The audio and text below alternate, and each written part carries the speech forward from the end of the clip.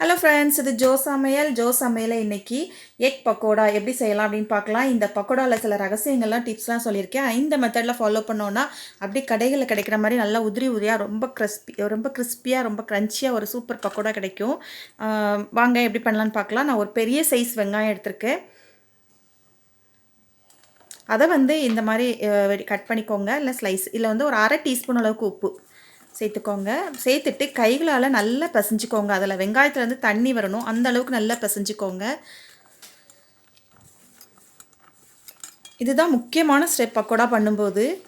சில பேர் என்ன பண்ணுவாங்கன்னா அப்படியே எல்லாத்தையும் போட்டு ஒன்றா கலந்து அப்படியே இந்த போண்டா பிச்சு பிச்சு போட்ட மாதிரி போட்டு பொரிச்சு எடுத்துருவாங்க. அப்படியே அது இதுதான் பக்கோடா அப்படின்னு. ஆனால் இந்த மாதிரி பண்ணிங்கன்னா அப்படி பாருங்கள், கையெல்லாம் தண்ணியாக இருக்குது. அப்படி கடைகளில் பக்கோடா அப்படின்னாலே ரொம்ப தூள் தூளாக இருக்கும், 1-2 கொஞ்சம் பெரிய பீஸ் இருக்கும். அந்த மாதிரி பெர்ஃபெக்டாக அந்த பக்கோடா வரும்.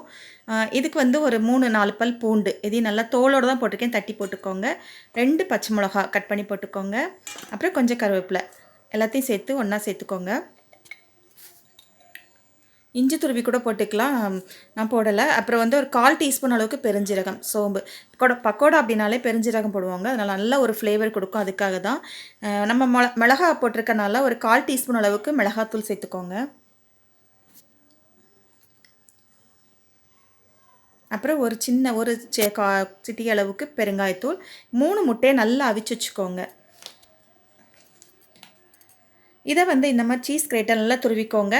இது சீஸ் கிரேட்டர் இல்லைன்னா பரவாயில்ல, கேரட் துருவலே துருவிக்கோங்க. இதில்னா நல்லா ஃபைனாக அப்படியே பூவாக இருக்கும், அதனால தான் இந்த மாதிரி பூவாக துருவிக்கோங்க. அதுக்காக தான் இதில் துருவுறேன்.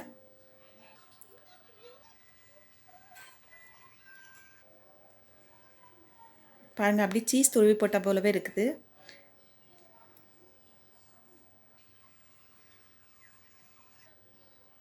எல்லாத்தையும் 3 முட்டையும் சேர்த்து இந்த மாதிரி துருவிக்கோங்க. இந்த மாதிரி உடஞ்சின்னா லைட்டாக வச்சு அழுத்திக்கோங்க, நல்லா துருவிடும். நான் சொன்ன ஸ்டெப்பை அப்படி ஃபாலோ பண்ணிங்கன்னா அந்த பக்கோடா ரொம்ப பெர்ஃபெக்டாக வரும்.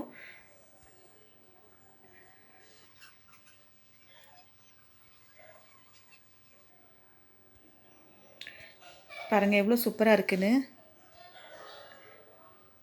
இதில் நீங்கள் எதையாவது ஒன்று ஸ்கிப் பண்ணால் கூட பக்கோடா சரியாக வராது. இப்போ இதுக்கு 4 டேபிள் ஸ்பூன் அளவுக்கு கடலை மாவு, அப்படி இல்லைன்னா அரை கப் அளவுக்கு கடலை மாவு. அதாவது ஒரு பெரிய வெங்காயம், 3 முட்டை, அரை கப் அளவு கடலை மாவு. இதுதான் இதோட மெஷர்மெண்ட். இந்த மெஷர்மெண்ட்டில் பண்ணிங்கன்னா ரொம்ப பெர்ஃபெக்டாக வரும். அரிசி மாவெல்லாம் தேவையில்லை, நல்லாவே இது ரொம்ப சூப்பராக இருக்கும்.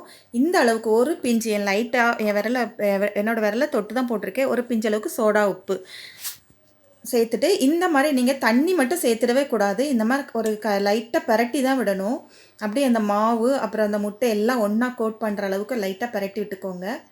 நீங்கள் பரட்ட உங்களுக்கு அந்த வெங்காயத்தில் ஏற்கனவே கொஞ்சம் தண்ணி இருக்கும் இல்லையா, அதுவே இந்த மாவோடு கலந்து அப்படியே ஒரு நல்ல ஒரு தண்ணியாக நல்ல ஒரு கரெக்டாக ஒரு கன்சிஸ்டன்சி வந்துடும்.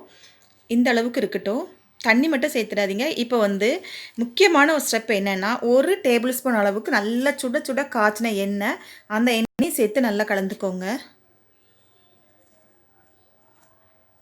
இதுதான் அந்த பக்கோடா மேலே ஒரு அந்த லேயரே நல்ல ஒரு ஷைனிங்காக ஒரு நல்ல சூப்பராக நாங்கள் பார்க்குறதுக்கே அப்படி ஒரு சூப்பர் கிறிஸ்பியான பக்கோடா கிடைக்கும்.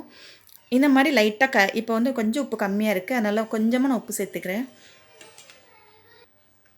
இப்போ நல்லா எண்ணெய் சூடாக காய வச்சாச்சு. நிறைய எண்ணெய் விட்டு பொரிச்சிங்கன்னா ரொம்ப நல்லா வரும். நான் கம்மியாக தான் பண்ணுறதுனால கொஞ்சமாக எண்ணெய் சேர்த்துருக்கேன். இந்த மாதிரி கைகளை விரலால் அப்படி உதிர்த்து விடணும். நம்ம அப்படி பிச்சு பிச்சு போட்டுறக்கூடாது. அப்படியே மெதுவாக எடுத்து அப்படி பிசைஞ்சு லைட்டாக அப்படி விரலால் நசுக்கி போட்டோம் அப்படின்னாலே நம்மளோட பக்கோடா ரொம்ப பெர்ஃபெக்டாக வரும். அது மாதிரி நல்ல ஒரு கொஞ்சம் மீடியம் ஃப்ளேமுக்கு அதிகமாகவே ஃப்ளேம் வச்சுக்கோங்க. பாருங்கள் எவ்வளோ சூப்பராக வந்திருக்குன்னு. இதுதான் கடைகளில் பண்ணுற மெத்தட். இந்த மாதிரி தான் நல்லா உதிர்த்து விடுறதுனால தான் அப்படி தூளாக பக்கோடா இருக்கும். பக்கோடா அப்படி மாவை பெருசாக போட்டுட்டோம் அப்படின்னா உள்ளே மாவாக இருக்கும், அது நல்லாவே இருக்காது டேஸ்ட்டு. இந்த மாதிரி பண்ணும்போது தான் ரொம்ப அப்படி உள்ளே நல்லா வெந்து நல்லா க்ரன்ச்சியாக இருக்கும். நல்லா ஒரு கோல்டன் கலர் வந்தோடனே எடுத்துக்கோங்க. பார்த்தீங்கனாலே தெரியும் எவ்வளோ சூப்பராக இருக்குன்னு. அப்படி குட்டி குட்டியாக தூளாக இருக்குது பாருங்கள்.